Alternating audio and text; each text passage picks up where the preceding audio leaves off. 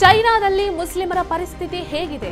ಚೈನಾದ ಬಳಿ ಅಂಗಲಾಚಿ ಬೇಡ್ತಾ ಇರುವ ಪಾಕಿಸ್ತಾನವನ್ನ ತರಾಟೆಗೆ ತಗೊಂಡ ಅಸಾದುದ್ದೀನ್ ಓವೈಸಿ ಚೀನಾದಲ್ಲಿ ಮುಸ್ಲಿಮರ ಪರಿಸ್ಥಿತಿ ಹೇಗಿದೆ ಅನ್ನುವಂಥದ್ದನ್ನ ಎತ್ತಿ ತೋರಿಸಿದ್ದಾರೆ. ಚೈನಾದಲ್ಲಿ ಮುಸ್ಲಿಮರು ನಮಾಜ್ ಮಾಡೋ ಹಾಗಿಲ್ಲ, ಕುರಾನ್ ಓದೋ ಹಾಗಿಲ್ಲ.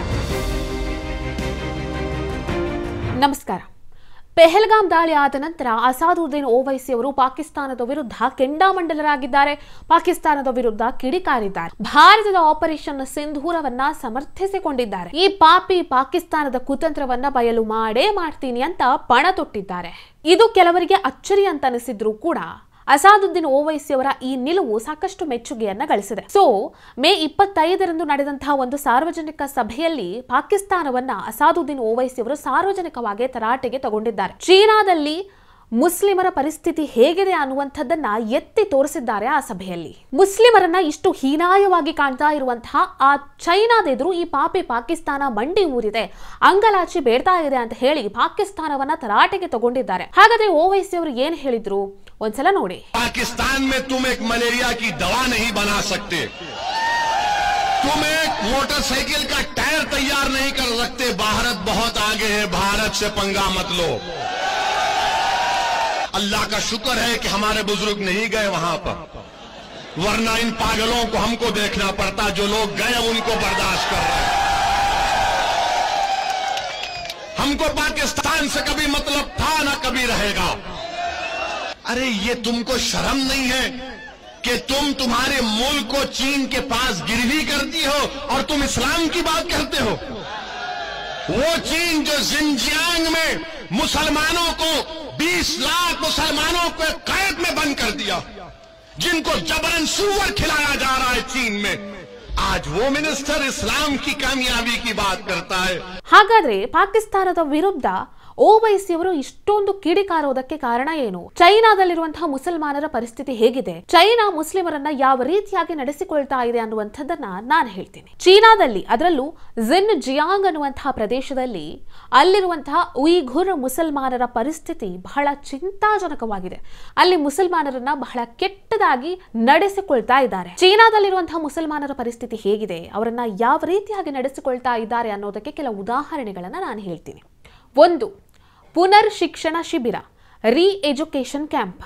ಚೀನಾದಲ್ಲಿ ಈ ಉಯಿಘುರ್ ಮುಸಲ್ಮಾನರನ್ನ ಪುನರ್ ಶಿಕ್ಷಣ ಶಿಬಿರಕ್ಕೆ ಕಳಿಸ್ತಾ ಇದ್ದಾರೆ. ಅಲ್ಲಿ ಕಳಿಸಿ ನೀವು ಕಮ್ಯುನಿಸ್ಟ್ ತತ್ವಗಳನ್ನ ಪಾಲಿಸಬೇಕು, ಇಸ್ಲಾಂ ಧರ್ಮವನ್ನ, ಇಸ್ಲಾಂ ತತ್ವಗಳನ್ನ, ಇಸ್ಲಾಂನಲ್ಲಿರುವಂತಹ ಸಂಸ್ಕೃತಿಯನ್ನ, ಧಾರ್ಮಿಕ ಆಚರಣೆಗಳನ್ನ ನೀವು ಫಾಲೋ ಮಾಡಬಾರದು ಅಂತ ಹೇಳಿ ಅವರಿಗೆ ಕಠಿಣ ಶಿಕ್ಷೆಗಳನ್ನೆಲ್ಲ ಅಲ್ಲಿ ವಿಧಿಸ್ತಾ ಇದ್ದಾರೆ. ಇಸ್ಲಾಂ ಧರ್ಮವನ್ನೇ ನೀವು ಆಚರಣೆ ಮಾಡಬಾರದು ಅಂತ ಹೇಳಿ ಅವರಿಗೆ ಒತ್ತಾಯ ಹೇರ್ತಾ ಇದ್ದಾರೆ.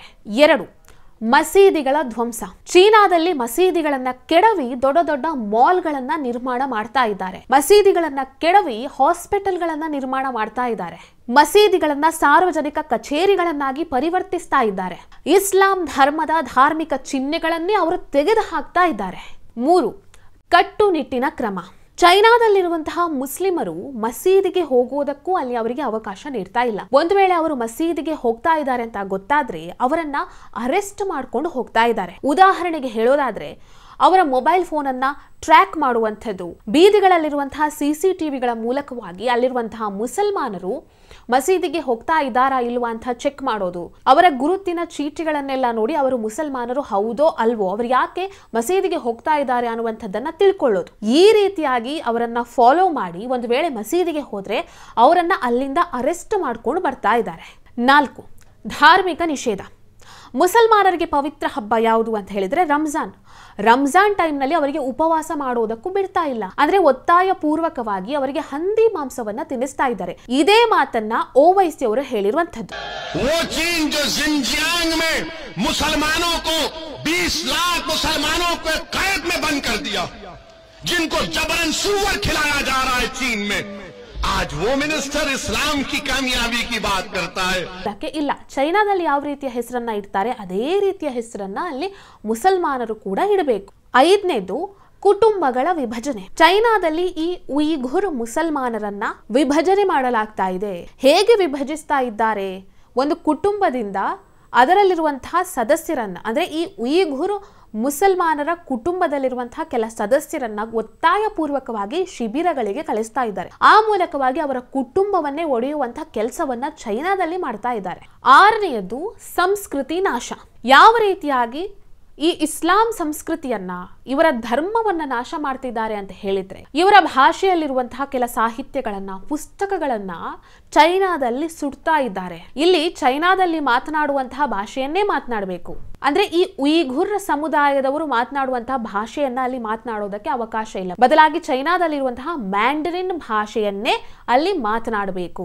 ಒಟ್ಟಾರೆಯಾಗಿ ಚೈನಾದಲ್ಲಂತೂ ಮುಸಲ್ಮಾನರ ಪರಿಸ್ಥಿತಿ ತೀರಾ ಹದಗೆಟ್ಟಿದೆ. ಅದಕ್ಕಾಗಿನೇ ಅಸಾದುದ್ದೀನ್ ಓವೈಸಿ ಚೈನಾದ ಹತ್ರ ಅಂಗಲಾಚ್ತಾ ಇರುವಂತಹ, ಚೈನಾ ಹೇಳಿದ ಹಾಗೆ ಕೇಳ್ತಾ ಇರುವಂತಹ ಪಾಕಿಸ್ತಾನವನ್ನ ಈಗ ತರಾಟೆಗೆ ತೆಗೆದುಕೊಂಡಿರುವಂತದ್ದು. ಈ ವಿಡಿಯೋ ನಿಮಗೆ ಇಷ್ಟ ಆಗಿದ್ದಲ್ಲಿ ಲೈಕ್ ಮಾಡಿ, ಶೇರ್ ಮಾಡಿ, ಕಮೆಂಟ್ ಮಾಡಿ. ನೀವಿನ್ನೂ ನಮ್ಮ ಹೊಸದಿಗಂತ ಡಿಜಿಟಲ್ ಚಾನೆಲ್ ಅನ್ನ ಸಬ್ಸ್ಕ್ರೈಬ್ ಮಾಡಲಿಲ್ಲ ಅಂದ್ರೆ ದಯವಿಟ್ಟು ಸಬ್ಸ್ಕ್ರೈಬ್ ಮಾಡಿ.